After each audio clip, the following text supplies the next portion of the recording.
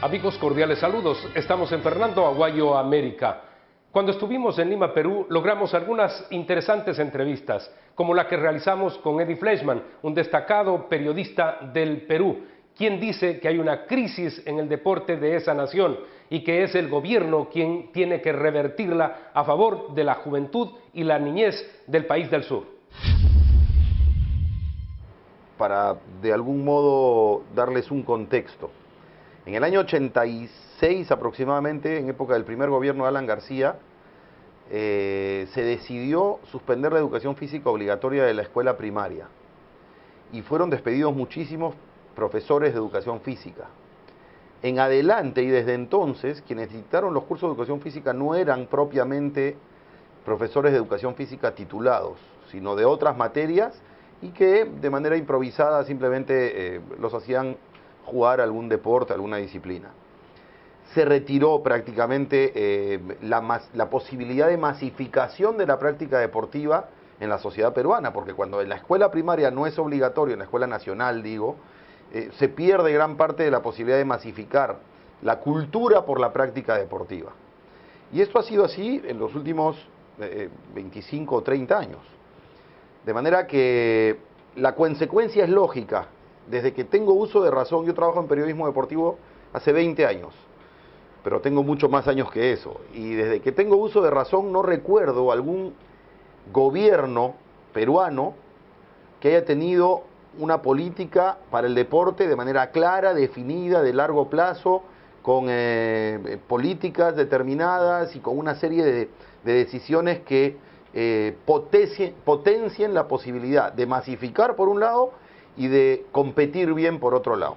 ¿No ha habido la fuerza del sector deportivo privado para poder presionar al Estado, al gobierno, para que se pueda hacer algo diferente a lo que ha sucedido? Perú sale de una crisis muy severa en los primeros años de la década del 90 o hacia el año 95 en adelante, por lo menos en términos de la paz interna en el país y en términos de la recuperación económica. Ahí empieza un poco el resurgimiento del Perú. Pero en términos de deportes, no ha habido decisiones definidas, no ha habido una política de Estado. Y cuando hablo de una política de Estado, hablo del retorno de la educación física obligatoria a los colegios primarios, fundamentalmente. Es en la escuela primaria donde se resuelven problemas de psicomotricidad gruesa, problemas de defectos que a veces se detectan muy temprano y que si no son corregidos muy temprano, no le permiten al chico terminar siendo alguna vez un deportista de alta competencia. Ha habido en el camino mucho oportunismo, ha habido mucha intención de notoriedad a partir de lo que el deporte ofrece, pero ha habido muy poca claridad para definir políticas de inversión pública, de inversión privada, promoverla, motivarla, incentivar la inversión de las empresas en el deporte, encontrarle el camino a los deportistas para que no vean a la universidad como el cementerio del deportista, sino como el inicio de una carrera que pueda aún ser más competitiva. En el Perú, muchos deportistas que iniciaban con un gran potencial, en determinado momento tenían que decidirse por estudiar en una carrera o dedicarse al deporte. Y el Perú no otorga ventajas al deportista de alta competencia. Entonces, finalmente, muchos de ellos terminan decidiéndose por la universidad o por los estudios o por otra actividad. Entonces, lo que hemos tenido es que ha habido algunos logros a partir de esfuerzos individuales importantes y generalmente familiares.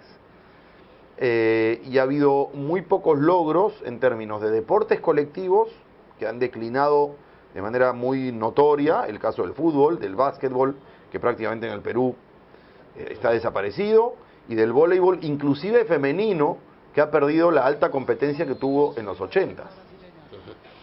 Países como Brasil, obviamente por su poderío económico, pero también por su cultura deportiva, van adelante y brillan en el mundo. Hay que decir lo propio de Argentina, pero países, por ejemplo, como Colombia, en donde ha habido políticas de Estado, se celebró un campeonato del mundo sub-20, los Juegos Sudamericanos, una gran infraestructura, y allí pues actualmente vemos a deportistas colombianos brillando en el mundo, ¿no? Hay que destacar a Colombia. Sin duda. La política de Estado es absolutamente necesaria. Sin ella no se puede lograr absolutamente nada. Es determinante porque si bien el Estado no tiene que ser necesariamente el que lo haga todo, pero sí tiene que sentar las bases. Digamos, parte del rol del Estado está en brindarle a su población seguridad, servicios de salud, servicios de educación, de vivienda, para que, en fin, los individuos se desarrollen y crezcan y sus familias se puedan sostener. En la parte educativa hay una mesa coja en términos de la educación peruana. No hay educación física, no hay formación deportiva, los gobiernos regionales hacen esfuerzos aislados, pero improvisados. Hoy el deporte es muy distinto al de los 70s u 80s donde Perú logró destacar. En esas épocas, por ejemplo, en el caso del fútbol, y también quizá otras disciplinas, bastaba con el talento. Hoy al talento hay que sumarle trabajo, y trabajo implica una serie de decisiones multidisciplinarias, en términos nutricionales, en términos de preparación atlética, en términos de recuperación de lesiones, en términos de metodología de trabajo, en términos de psicología. Hay una serie de elementos que hay que sumarlos al talento para lograr ser altamente competitivos en el mundo de hoy. Y Perú no ha sumado esos factores de trabajo. Entonces simplemente no ha cumplido con las tareas que nos habrían convertido en una posibilidad altamente competitiva y que en este momento Perú no es. ¿En el horizonte se ve una posibilidad de cambio? ¿Hay Yo tengo alguna una gran preocupación ilusión. gubernamental? A veces uno se pregunta qué es primero, el huevo o la gallina. Es decir, ¿qué es primero? ¿Tener los bolivarianos aquí, tener los panamericanos aquí o tener deportistas que logren poblar los podios en esos juegos? Van de la mano. A mí me parece que la designación de los bolivarianos en Trujillo constituyen una buena experiencia para que Perú haga muy bien los panamericanos en Lima en el 2019. Pero debería implicar también, y todavía no veo reacción, espero verla, debería implicar una reacción del Estado en entender la importancia del deporte, en darle su real valor y en no quedarse en la simple organización de la fiesta para que la fiesta la disfruten otros, sino que haya una real política para que en estos próximos 6 años haya una posibilidad de que los deportistas de proyección de alta competencia tengan la posibilidad de giras, tengan la posibilidad de entrenadores de nivel. Hace poco empezó en Perú un esfuerzo muy valioso que es ADO Perú, Asociación de Deportistas Olímpicos, que es un esfuerzo parecido al que se ha hecho en Chile y antes en España, a partir de los Juegos Olímpicos de Barcelona, que cambiaron el panorama del deporte español. ADO Perú es una combinación de esfuerzos económicos privados y públicos, que tiene por objetivo impulsar las carreras de deportistas que tengan proyección olímpica. Y hablamos de un ciclo que pasa por bolivarianos, por panamericanos y por Juegos Olímpicos. A partir de eso ya hay una mejora, muy ligera, incompleta. Se necesita que el Estado asuma su rol, que el Estado entienda además algo que es evidente, pero que lamentablemente diera la impresión de que a los políticos no les interesa porque involucra largo alcance. Y entonces es muy probable que esos mismos políticos que siembren hoy no estén para cosechar.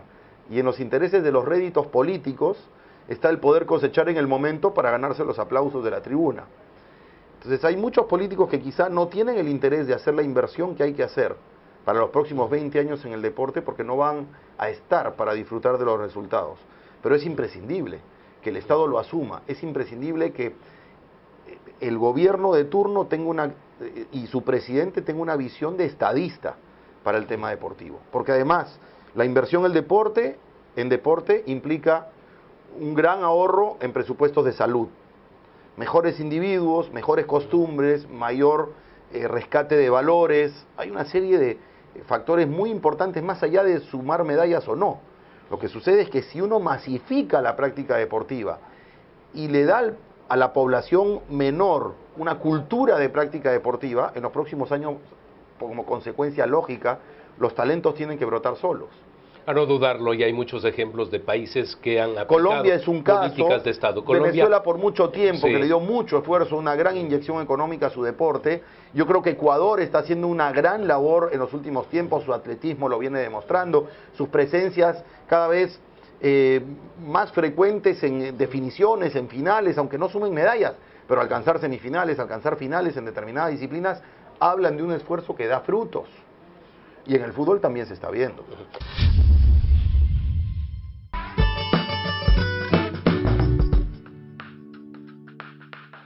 Gracias a la inversión municipal de 30 millones de dólares en el 2012, la red de agua potable se extendió hasta los límites consolidados de la ciudad.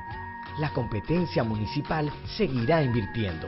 En el 2013 se destinarán 43 millones de dólares para que la red de alcantarillado llegue al 100% de los habitantes en el 2014. El sueño de muchos años se ha transformado en una realidad clara y transparente. Los que vivimos en Guayaquil caminamos sobre esta gran obra que nos hace sentir orgullosos y nos permite soñar cada día con metas aún más altas. Guayaquil, así da gusto vivir aquí. Un mensaje de Manejo Seguro, la mejor escuela de conducción del Ecuador. Piensa antes de conducir. Los ocupantes de un vehículo que no lleven puesto el cinturón de seguridad corren el riesgo de sufrir graves lesiones o morir en un accidente. Para prevenir lesiones, ajusta siempre el reposacabezas.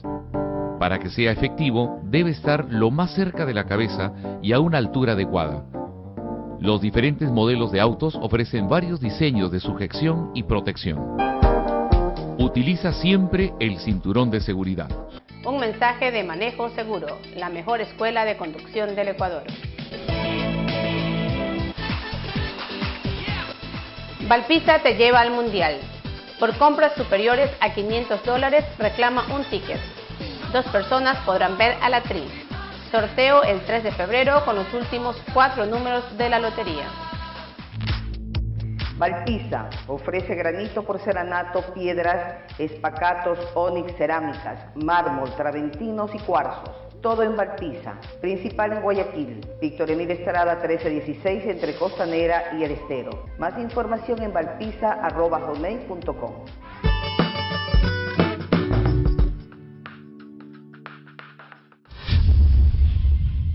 Veíamos, por ejemplo, en el pasado al presidente Álvaro Uribe totalmente comprometido con los grandes eventos que debía realizar Colombia, luego el presidente Santos lo propio. Claro, países que han aplicado políticas de Estado. En Perú, este país que ha crecido económicamente en los últimos años, un crecimiento del 8%, ahora se dice 4,5%, 5%, el sector privado, fortalecido ahora económicamente, ¿podría ser un impulso para el desarrollo del deporte? Sin ninguna duda. Desde mi punto de vista, el rol del Estado debería pasar por masificar la práctica deportiva. Y después, que la empresa privada y que el sector privado sea el que recoja los frutos de esa masificación para potenciar e impulsar a los grandes talentos. Entonces, a partir de la inversión privada, que creo también a partir del marco de una ley debería ser incentivada, debería ser motivada, que el empresario encuentre en la inversión en deporte quizá alguna ligerísima ventaja en lo tributario, quizá algo que lo motive, que lo incentive. Debería haber políticas que tengan que ver con los gobiernos regionales para explotar los diferentes sectores que tiene la sociedad peruana y que en muchos lugares no tiene una presencia suficientemente importante del Estado. Y sería de esperar que pudiera haber convenios con universidades para que en lugar de ahuyentar a los deportistas de alta competencia, los acojan, los bequen, les faciliten los estudios a partir de poder seguir practicando su deporte. El ejemplo de Estados Unidos, se disputan las universidades cuando ven un talento, ¿no?, deportivo. Y probablemente en muchos países sudamericanos los deportistas de un potencial valioso terminan eligiendo ir a una universidad de Estados Unidos becados que competir por sus países. El Mundial de Fútbol de Brasil en el 2014, luego los Juegos Olímpicos, pueden ser un incentivo para países como Perú, vecino del Brasil, y obviamente otros países de Sudamérica, de cara a tomarlo muy en serio el deporte nacional. Sin duda. Ahora, ese tema del Mundial en Perú se ha convertido casi en una patología. Perú no va a la Copa del Mundo desde el año 82, pero vive desde entonces una enfermiza obsesión por ir al Mundial, sin que haya una enfermiza obsesión de hacer los méritos para ir al Mundial. Uno no va al Mundial por decreto.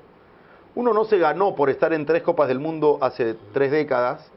No se ganó el derecho a ir eternamente a los mundiales. Hay que hacer los esfuerzos de manera permanente. El fútbol no se juega una vez cada 4 años en una sede. Se juega todos los días. ¿qué se hace en el Perú en el interín para merecer ir a la Copa del Mundo? Es lo que nosotros nos preguntamos. ¿Por qué tendríamos que aspirar a estar en Rusia 2018 si en el camino no logramos que nuestros equipos de primera división tengan todos al menos 5 categorías trabajando y compitiendo de manera ordenada con técnicos titulados? Como se hace en el Paraguay, como se hace en Uruguay, no hablo de Brasil y de Argentina, como se hace en Ecuador y en Colombia.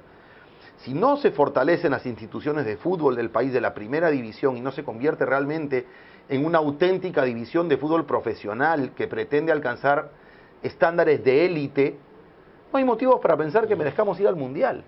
Eso que suceda para el 2018 va a ser consecuencia de las decisiones que se toman o que no se toman. Sí, es sumamente claro y es lamentable porque termina siendo una frustración colectiva si no se reacciona. Por supuesto, pero yo insisto y se lo digo al público peruano y al aficionado peruano, dejemos de lado la obsesión por estar en el Mundial y fijémonos la obsesión de mejorar, que es primero hacer bien las cosas. Esencia del deporte. O sea, el deportista que va a unos bolivarianos no está obligado a ganar medalla, pero sí creo está obligado a mejorar su marca, a ser mejor que ayer. Esa tiene que ser su obsesión. Y como consecuencia de todos los días intentar ser mejor que ayer, aparece un Rafael Nadal. Entonces, para volver y redondear la idea, la obsesión por la Copa del Mundo nos hace olvidarnos de lo que hay en el camino y de las tareas que son prerequisito para ser suficientemente competitivos y merecer ir al Mundial. En la parte final, la gente ha recibido sin duda con algarabía esta designación que la venían buscando desde hace mucho tiempo atrás. Se buscó para el 2015, Toronto la obtuvo. Claro. ¿Hay conciencia de que ya lo tienen? Por ejemplo, ¿se va haciendo cultura de este gran evento en la sociedad, en la población? La noticia ha llegado recién. Yo creo que los medios de comunicación han hecho un eco importante que ha logrado una reacción de ilusión en la gente. Por supuesto, la mayoría de nosotros, quizás los que no estamos dedicados a esto, no, pero la mayoría del hombre común ve de aquí a 6 años como un plazo demasiado largo y está pensando en lo que va a pasar en las próximas 2 semanas. Quienes estamos viviendo involucrados en el tema deportivo, no vemos tan lejanos esos 6 años. Hay mucho por hacer en el camino. Pero me preocupa no escuchar todavía manifestaciones explícitas del gobierno de lo que significa el impulso a la actividad deportiva, el respaldo, el apoyo, el impulso al deportista como ser humano, la posibilidad de masificación que trae los Panamericanos. Ok, que el gobierno diga no podemos prometer estar en el medallero en la parte alta en los Panamericanos, pero que prometan sí desde ya que haya una política de Estado para el deporte y que se plasme en una ley que permita que vuelvan profesores de educación física titulados a la escuela primaria, que tengan 4 o 5 horas de práctica deportiva nuestros alumnos en el Perú, que adquieran la cultura de la práctica deportiva en la disciplina que sea. Lo demás llegará solo, pero hay que partir por el inicio. Si no se arranca, no se avanza. Eddie, muchísimas gracias. Muy claro en los conceptos. Yo creo que hay un diagnóstico sumamente claro que se puede entender desde el extranjero sobre Perú. Y quiero complementar en una reflexión que hacía Sergio Marcarián hace poco cuando dirigió la selección peruana. Y en una reflexión a la que no le puedo dar la espalda y la que creo tiene un sustento bastante lógico. Los deportistas, en particular los futbolistas, pero en general los deportistas que representan al Perú en estos tiempos, nacieron entre el año 80 y el año 90 o 92, es decir, tienen entre 31, 32 o 20 y 20, entre 22 y 32 años. Nacieron en la década de peor crisis de la historia del Perú, en la década de violencia, en la década donde había 8 horas diarias sin luz, 8 horas diarias sin agua, en la época donde había una profunda crisis económica con escasez de todo, y fundamentalmente de valores, con hogares destruidos, con familias que no tenían un sustento, frente a y digamos, esos chicos crecieron con una autoestima y con un amor propio muy debilitado, muy afectado, muy precario.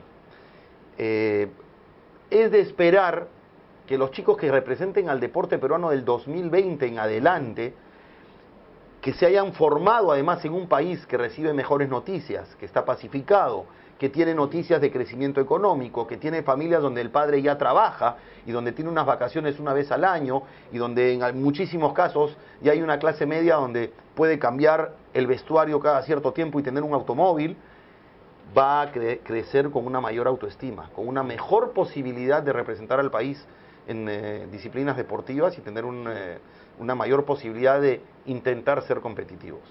Muchísimas gracias, Eddie. Gracias por continuar en la sintonía de Fernando Aguayo América. Vamos a hacer un corte comercial. Luego tendremos algunas opiniones de dos diputados del Congreso peruano, también sobre la crisis deportiva, pero sobre el futuro de este país en el ámbito económico.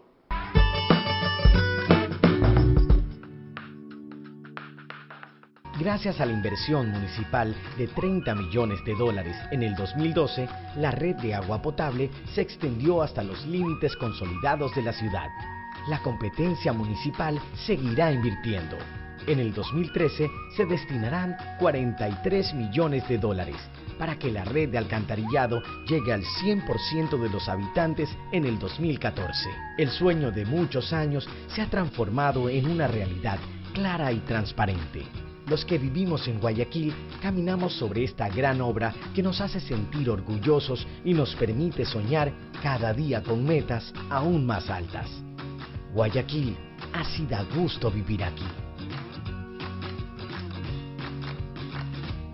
Un mensaje de Manejo Seguro, la mejor escuela de conducción del Ecuador. Piensa antes de conducir.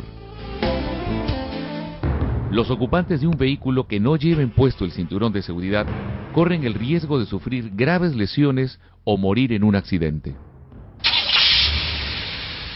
Para prevenir lesiones, ajusta siempre el reposacabezas. Para que sea efectivo, debe estar lo más cerca de la cabeza y a una altura adecuada. Los diferentes modelos de autos ofrecen varios diseños de sujeción y protección. Utiliza siempre el cinturón de seguridad. Un mensaje de Manejo Seguro, la mejor escuela de conducción del Ecuador. Valpisa te lleva al Mundial.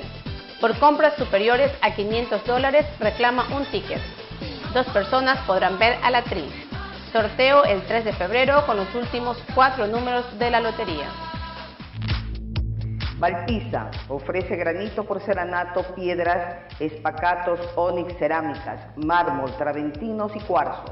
Todo en Valpisa, principal en Guayaquil, Víctor Emil Estrada 1316 entre Costanera y El Estero. Más información en valpisa@hotmail.com.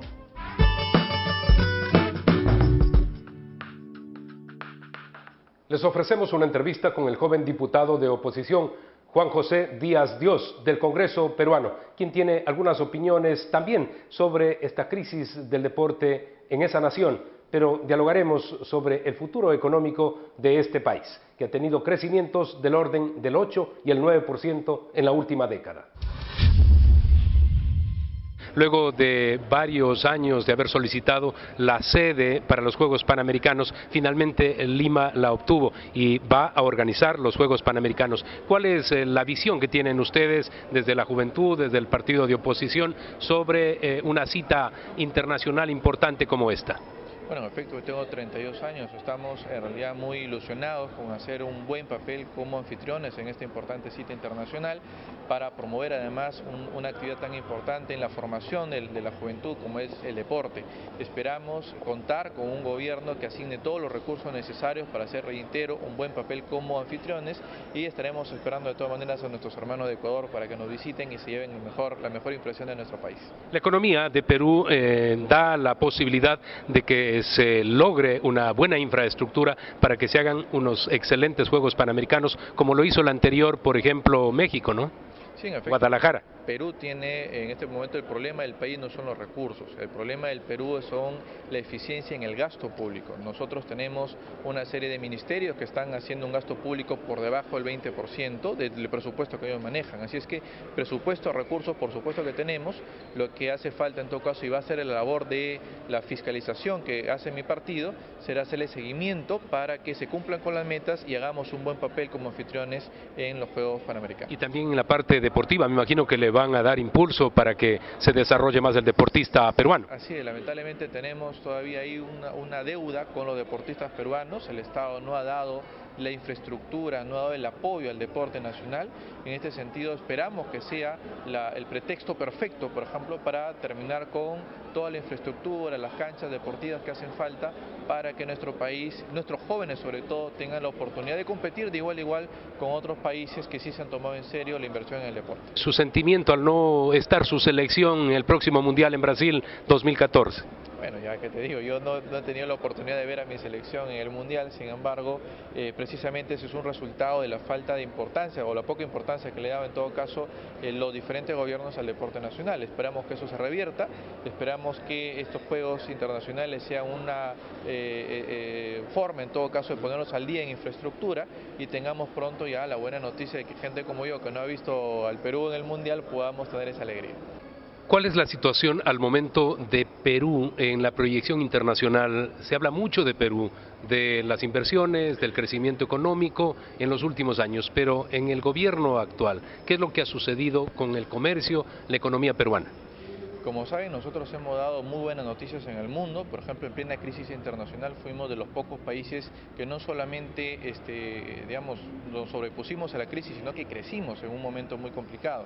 Lamentablemente ahora la balanza comercial se empiezan a dar algunas cifras no tan alentadoras, el crecimiento se viene de alguna manera retrasando y esto básicamente porque no se está dando un clima de estabilidad que es tan importante para las inversiones. El crecimiento del Perú está básicamente se basa en todo caso en las inversiones privadas que llegan a nuestro país. En la medida que haya un clima de inestabilidad, evidentemente estas inversiones se van a demorar, no van a venir y evidentemente irán a otros países. Así es que ese creo yo que es la principal responsabilidad o crítica que se le puede hacer al señor Ollantumala. Mientras no haya estabilidad jurídica, política, económica, lamentablemente perdemos oportunidades de seguir creciendo y eso significa perder la oportunidad de combatir la pobreza, de salir del subdesarrollo, de salir en todo caso de todas estas injusticias que afectan a los peruanos más pobres de nuestro país. ¿Cuál es la visión que ustedes tienen de cara al futuro en la relación binacional entre Ecuador y Perú? Bueno, primero para decirles que para nosotros los ecuatorianos son hermanos, ¿no? Son hermanos queridísimos. No veo ninguna diferencia, no sé por qué tengamos una frontera, ¿no? Tenemos una frontera y pienso que nuestras relaciones van a ser muy beneficiosas, van a ir en ese contexto de hermandad, contexto de ayuda mutua, ¿no? El asunto de los hospitales, por ejemplo, de frontera, que si existe un hospital ecuatoriano y no existe un hospital peruano, entonces los peruanos pueden asistirse, ¿no? Pueden ir al hospital ecuatoriano y viceversa también, ¿no? Además se puede cruzar con la cédula únicamente. Únicamente, yo diría que ni siquiera sería con la cédula, tendríamos que cruzar como pasa en Europa, ¿no? Cuando uno va de Alemania a Italia, o de Francia a Alemania, o de España, todo lo demás, uno no muestra nada, ¿no? Porque son ellos de la Unión Europea, de ¿no? la Unión Europea, de la misma nacionalidad en cierta forma. Nosotros también, ¿qué nos diferencia con Ecuador? ¿Qué nos diferencia con Bolivia? No nos diferencia nada, ¿no? Entonces, para mí un saludo muy afectuoso a los hermanos de Ecuador. Siempre que he ido al Ecuador he encontrado gente muy amable, ¿no? Gente muy linda, y creo que también cuando los ecuatorianos vienen, ¿no? Van a encontrar y encontrarán seguro a los peruanos afectuosos y amables para recibirlos. Estamos concluyendo el programa. Somos profundamente agradecidos por las felicitaciones que nos hacen llegar. Nos veremos la próxima semana. Igualmente les entregaremos reportajes, entrevistas, información de interés y por supuesto del agrado de todos ustedes por los textos, por los mensajes y las imágenes.